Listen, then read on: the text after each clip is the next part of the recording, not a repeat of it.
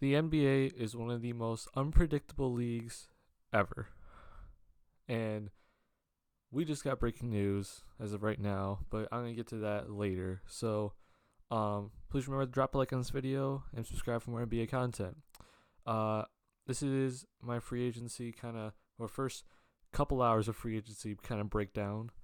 So I'm going to be talking about first, obviously, the biggest move of the day, the Kevin Durant, Kyrie Irving, and DeAndre Jordan to the Nets, not the Knicks, the Nets, and also breaking down some of the other major moves that happened in the first, basically, few hours of free agency. First off, for the Brooklyn Nets, they finally have gotten out of that massive alleyway or hole, whatever you want to call it, that they created themselves, that made them trade for Kevin Garnett, Paul Pierce, and Jason Terry, and they gave away all of their picks, future picks, and they basically screwed themselves for the future. What Sean Marks has done to get out of that massive hole that that the Nets created, and now all of a sudden turn that into Kyrie Irving, Kevin Durant, DeAndre Jordan, and all these other young players like Karis LeVert, Spencer Dinwiddie, Joe Harris, Jarrett Allen, you can name it, is remarkable.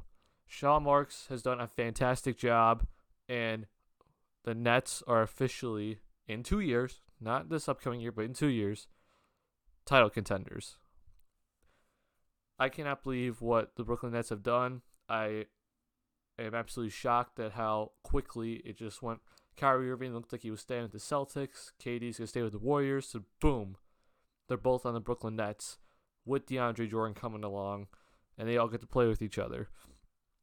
The Nets obviously are not going to be one of the top tier teams this upcoming season. They're obviously going to be in the playoffs, and they have a great group of young players, but they're not going to be the title contender just yet, obviously because Kevin Durant suffered the torn Achilles. So it's going to take a while, a year, obviously, for them to become that title contender, but still, it's amazing that the Brooklyn Nets now have Kevin Durant, Kyrie Irving, and alongside DeAndre Jordan. The biggest loser of basically right now of free agency is the New York Knicks, who are still losing out on guys, and it doesn't look they're going to get a star this offseason. They had to put out an apology 3 hours into free agency after they signed Julius Randle and Taj Gibson. So it's not a good look for the Knicks, and obviously the Knicks are still hopeless with James Dolan still as the owner. So that's the biggest headline for today. Other moves that I want to point out: Chris Middleton going back to the Bucks, 5 years, $178 million. I thought that was a major move because obviously he's now the second star in Milwaukee alongside Giannis, and basically the Bucks brought back their team except for Brogdon and Mirotic.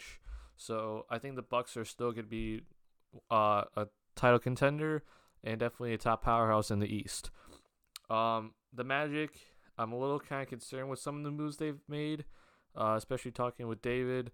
But the Magic re-signing Vucevic, I didn't really like that. It kind of was hard because you have Mo Bamba about to be the star for you, that starting center for the future, and now you're just basically saying, no, Bamba, you're going to be a backup for the next 4 years. I mean, you're not going to be paying Vucevic $25 million to come off your bench. So it's that move I didn't like for the Magic, but them re-signing Terrence Ross and Al-Farouq Aminu, I think that was great. Terrence Ross was one of the most underrated bench players last season, and he definitely deserved that money. I think they actually got him on a pretty decent contract considering the type of year he had. Al-Farouq Aminu just kind of fits in with the Magic with their defensive philosophy. The only issue I do have with them is that they didn't go out and sign a point guard. I know they didn't really have that much money to work with because they needed to re-sign Ross, and obviously they got Aminu, but I definitely wanted them to go see a point guard. DJ Augustine's great, but they're basically depending right now if Markelle Fultz can become the star that he once was supposed to be, being the number one overall pick. So it's a bit of a concern, but overall I think they're going to be pretty good. It's just I don't know what they're kind of doing. They're kind of like in between of are they going to be looking towards the younger players or the older players. So there's that. One of the most underrated moves today, and I think is probably the second most important, maybe now the third, considering what just happened. But Bojan Bogdanovic is going to the Utah Jazz. And the Jazz, I just want to say right now, are officially title contenders with Donovan Mitchell, Rudy Gobert, and Mike Conley. And then you add in more shooting and a decent defender in Bogdanovic who can play either the 3 or 4. Imagine Conley, Mitchell with the Gobert pick and roll, and you have shooters everywhere. That is going to be an amazing team to watch because they're defensive first, and then that backcourt's going to be fantastic, and I love what the Jazz are doing. They're definitely going to be a top 3 team in the East.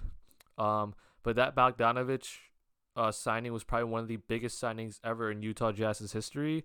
So please don't let that go under the water. That was a humongous signing for the Jazz, and they are officially title contenders. And then looking at some of the other, well, actually, before we get to some of the other moves, the news that just broke, I don't know when this video will be out, but the news that just broke is that D'Angelo Russell has agreed to a max deal with the Warriors. And this is now a sign and trade basically with the Brooklyn Nets. So it's going to be a signing trade that's going to send obviously Kevin Durant to the Nets and D'Angelo Russell to the Warriors. The Warriors just traded Andre Iguodala, as you can see, to the Grizzlies to make the trade work. But this is absolutely insane that the Warriors just lost one of the best players. And instead of just kind of crying about it, they went out and got another All-Star. So just when I thought the Warriors would be dead for at least a season, because Klay Thompson's going to be out probably till March, they're going to be fine now. I think they'll probably be at worst 6 in the West, but I could see them still being a top 4 seed in the West, especially because if the Rockets decide to implode, and then some of the younger teams like the Nuggets, they may not be ready. So the West still kind of seems open, up for grabs, so we don't really know yet. But obviously this is a humongous thing for the Warriors because now you have Steph and you have Russell and Klay Thompson no matter what. And now after the upcoming season, it's about getting Draymond Green back. So major move for the Warriors. They're going to definitely stay afloat. They just definitely need to just manage both Curry's and Russell's minutes so they don't get injured, because the following season, they're definitely going to be right back up at the top of the West. Unfortunately, Andre Iguodala had to be the sacrificial lamb for this. So they had to trade one of the biggest pieces of their dynasty. So unfortunately, Andre Iguodala is going to be gone, but they had to get under the hard cap. Other things, DeAndre Jordan, his move was 4 years, $40 million with the Nets, and they did a good job of making some of the Durant and Kyrie's contracts part of bonuses, so it doesn't count towards the cap.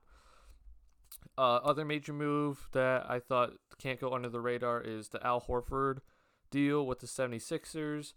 I actually personally wanted Al Horford to go to the Utah Jazz because I thought he would fit in perfectly with, defense first. He can shoot the 3 ball. He can also play the 5 if necessary. And I thought that would be a great fit, but this is also perfect for not only Al Horford, but for the 76ers. Al Horford got $97 million guaranteed over the next 4 years. Could potentially be $109 million if with all the bonuses. But Al Horford now playing the 4 alongside Embiid, and in case if Embiid gets hurt, Al Horford can also play the 5. So the 76ers now, because they re-signed Tobias Harris on the 5-year, $180 million deal, and they got Al Horford, they definitely now have depth in the front court in case Embiid goes down. So the 76ers are, I definitely think, a title contender because that starting lineup now with Ben Simmons, and I'll get to the Jimmy Butler trade in a minute. So Josh Richardson looks like to be starting at the 2 guard. You got Tobias Harris, Al Horford, and Joel Embiid. that is one of the scariest and most versatile starting fives ever. So watch out for the 76ers to put out a lot of different lineups, but also be very versatile. So they are looking extremely well and definitely a top 3 team right now in the East, unless something else changes. The Jimmy Butler deal. Jimmy Butler's going to Miami for 4 years, $142 million max contract. Personally, I don't understand this move for either side. It doesn't, I mean, it looks like Jimmy Butler has basically said now he's not prioritizing winning. He's prioritizing just being the man on the team.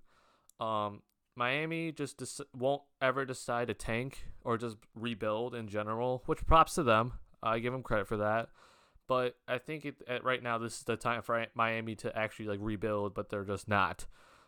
They spent a lot of money on some not very good guys in the past couple of years, so now they got Jimmy Butler, so they got their all-star, but you got Whiteside still there. It looks like Goran Dragic is not going to be traded for the Jimmy Butler deal. You just got rid of Josh Richardson, who I think was a fantastic young player on a fantastic contract. And then you got guys like Deion Waiters who didn't work out. Kelly Olynyk looks like he's going to be on the move. There's just a lot of money just being thrown around and not some very great decisions. But if anything, though, it looks like Jimmy Butler's going to be happy being the man. I don't think they're going to win. I mean, they'll probably make the playoffs now, but they're just not going to win. They're not going to win the title. I do think this is like a move because Jimmy Butler is really close with Dwayne Wade. And so he's basically just kind of coming in and filling Dwayne Wade's shoes now. So I hope Jimmy, nothing but the best for him, but it's just like you could have gone to like a winning situation, or you could have stayed with the 76ers and competed for a title, but you just can't be that third man apparently. So that's where I kind of disagree with him, but he'll have a good time in Miami being the guy. Josh Richardson going to the 76ers, I think, is one of the most underrated moves also today. People don't understand how good of a player Josh Richardson is. I think he's a really good young player. He can play multiple positions. He's normally a shooting guard, but he can also play small forward, and he can also play point guard. And he's on one of the best contracts in the NBA. He is on a very cheap contract for what he does. He averaged 16.6 points per game last season, and he was the number one player from the Miami Heat. So now, he can defend multiple positions. He can handle the ball. He can shoot the 3 ball and play very well in the pick and roll. I think because of J.J. Redick moving on from the 76ers, it's just perfect because now you get even more versatility in the starting lineup for the 76ers. For my Bulls, I was kind of a little bit disappointed with what they did today. I'll probably make a separate video for this because I kind of have a lot to say, but I wanted the Bulls to sign Taj Gibson, and bring him back to Chicago, but Taj Gibson is actually going to the Knicks on a $20 million deal, which the Knicks are just still striking out. But the Bulls signed Thaddeus Young to a 3-year, $41 million deal, with the third year not 100% guaranteed. But in my opinion, I'm not really liking this at the moment. The reason why I wanted Taj Gibson back, I only wanted him for at max 2 years, which he only signed a 2-year deal, as you can see. And I also knew Taj Gibson wasn't going to be trying to go to a winning situation. But I really wanted him just to come in and be that veteran leader and be that mentor for the younger guys. He can be that voice in the locker room that everyone's going to listen to. And I know that because I've watched the Bulls for many years. So I know who Taj Gibson is. You know what you're going to get with Taj Gibson. He can either start, come off the bench, still have the same effect, still put up his 11, 12 points per game, rebound the ball really well, play the 4 or the 5, defend multiple positions, and also score on the post, mid-range, and not even the 3-point shot. The Bulls decided to move to a different approach with Thaddeus Young, who is a versatile player, I agree. Obviously, they're trying to play up and down, so I guess he does fit that scheme better. My only thing is that Thaddeus Young, over the years, now that he's 31, he's kind of become just a shooter and not really much else. In his prime years, he could handle the ball, he could post up, he could score in multiple different ways, Now he has become basically the shooter in the corner, and I think he's a decent defender, but I don't trust him defending bigger guys anymore. He used to be able to guard bigger guys, but now I don't really see he can do that, especially when he got beat up by Kevin Love to last playoffs. So it's kind of hard for me to like say he's a good defender and can defend the four consistently every single night. So I'm a little concerned with his defense. I really just think he's just a shooter now. He doesn't really handle the ball a lot anymore. But again, though, just because he's a shooter, he only shot 36% and can really only hit the corner three. So I have my doubts. Also, the Bulls were 25th in rebounding last season. They're also dead last in 3-pointers made. And obviously, we know the defense is a struggle. So the rebounding aspect, Taj Gibson's obviously better. Thaddeus Young as a power forward is not the greatest rebounder. I kind of struggle to see his fit alongside when Lowry's playing the center because I don't know how he helps Lowry's lack of defense, but we'll see. I also think this is a little bit of too much of money overall, like not per year, but overall for a guy to come off the bench who's been a starter his entire career. I'm really concerned because he's been a starter his entire career. He has not played a game off the bench. I have my concerns with his production off the bench. He averaged 12 points last year in Indiana, but again, as a starter. Are we going to get those same 12 points when he comes off the bench with less minutes? I don't know. That's where I kind of have my doubts there, and I also don't know how much of a leader he is. I know he's a great teammate. Everyone has great things to say about him, but can he be that leader in a very young locker room? And can he be that voice that everyone will listen to alongside the coaches? So I hope it all works out, but I'll do a different video for that. The Knicks decided to sign Julius Randle because they struck out on the major free agents. So unfortunately, Julius Randle is going to a very messed up organization, but I definitely think he's going to put up all-star type numbers, but he won't get the all-star nod due to the fact the Knicks suck. So that's kind of an L for him. Tobias Harris re-signed with Philly, as I said before. It's definitely something, in my opinion. I'm a little just concerned, though, because I don't know who's now going to be closing for the 76ers. But for me, for the 76ers to actually be at the very top, be the favorites, Ben Simmons needs to get a jump shot and has to have the ability to close out games. Hopefully Tobias Harris can do that and become an all-star. But I don't know. It's definitely, I think, a good move because he's younger than Jimmy Butler, but he needs to become an even better player, average more points, be more consistent, and be able to close out games. What else? Rodney Hood is returning to the Trailblazers. I thought this was a fantastic move for the Blazers. They went and got Kent Bazemore for protection because they knew Al-Farouq Aminu was gone, and Evan Turner was traded in that deal. And it also protected them if Rodney Hood left. But now they retained Rodney Hood on a very cheap deal. And I thought it's a good thing to bring him back because now he can either start, come off the bench, and still defend multiple positions, but also shoot the ball very well, which is what they need. Other things is Indiana got Malcolm Brogdon on a sign and trade deal with the Bucks. This is a lot of money, in my opinion. I did not expect Malcolm Brogdon to get $85 million. But the Indiana Pacers are definitely making good moves now that Darren Collison retired. Thaddeus Young went to the Bulls, and Bogdanovich went to the Jazz. So bringing in Brogdon helps that point guard position, and it helps hold down the fort while Oladipo gets back from his injury. And Jeremy Lamb also is going to the Pacers, so that fills Bogdanovich's role. Last couple of things I want to just kind of hit before I end this. Garrett Temple was also a good move for Brooklyn. Cheap deal. Adds more shooting and defense for them. Valanciunas is returning to the Grizzlies on a 3-year deal. Kind of don't understand the move, but good thing for the Grizzlies. Derrick Rose is going to the Pistons, and this breaks my heart. I don't know how he only signed a very cheap deal. I think he definitely was looking more towards getting paid at least $10 million a year, but that's not going to happen. Harrison Barnes is returning to the Kings, and I have my doubts about it because wherever Harrison Barnes has basically been ever since he left the Warriors, they kind of just haven't been playing well. With the Mavericks, they were kind of struggling, and then once he left the Mavericks, they started winning.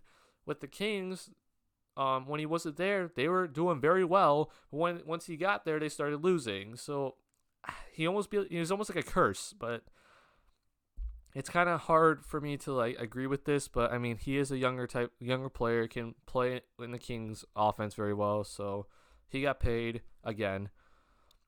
Kemba Walker. Oh, this is something I forgot. Kemba Walker is going to the Celtics. And I don't really like this move really for the Celtics. It's kind of like you're saying, oh, we're still stuck here in purgatory type of thing. The Celtics are just banking on Jason Tatum to become the number one option, become the star. I don't know if that's actually going to happen now because he's only had one 30-point game in his career.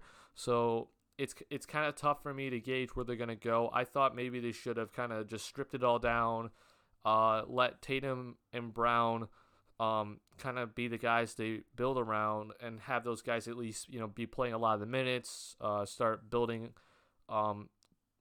team chemistry with only those guys and not have like star players around them to hold them down. But he's like, the Celtics are going to be obviously in the middle of the playoffs again. It's just they're not really title contenders. They're not with Milwaukee. They're not with the 76ers. And if Kawhi returns to the Raptors, they're definitely not with them.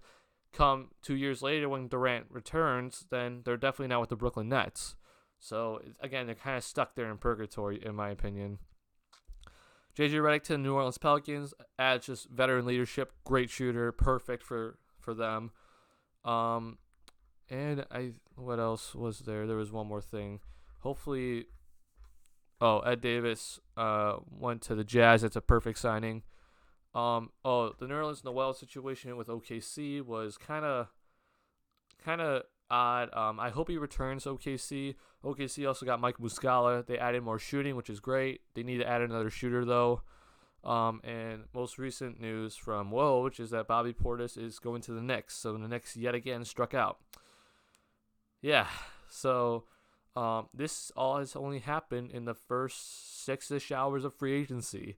We're still waiting on Kawhi Leonard to make his decision. He is obviously the biggest fish in the market right now. So wherever he goes, which could be to either LA team or back to the Raptors, is going to be a major play.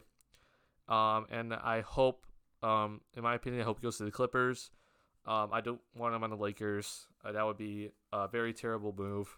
But Kawhi Leonard is still in process right now, and we will wait for his decision.